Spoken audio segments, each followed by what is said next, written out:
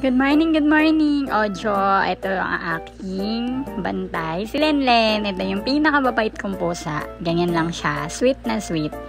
Behave lang siya dyan. Siya yung bantay ko ngayong week. Isang linggo na naman kami magkasama dahil extended ang bakasyon. Pero ito din yung pusa kong mabait pero maraming utos. Imbes na ako yung alagaan, siya yung nagbababelly rub. Di ba, Lenlen?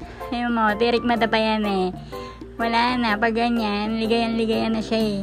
Oh, isa pa daw. Oh, diba, yan o, sinusundo na siya, patay na si Lenlen. Ganyan ka-sweet si Lenlen, ganyan lang siya. Ikaw yung mapapagod sa kanya. Pero, okay lang yun, hindi siya magulo sa kama. Unlike yung dalawa niyang anak, hindi nagmana sa kanya ng kaswitan. Walang ibang ginawa kundi mag-rumble, mag-wrestling, mangalmot. Yan yung mga alam nun. Ito talaga, ito yung pinakamabait. Sayang nga lang at hindi nagmana yung mga anak niya sa kanya.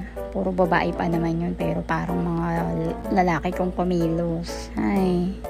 Ayun lang po, ito po si Lenlen. Ang pinakamabait kong po siya. Bye-bye! Bye-bye po!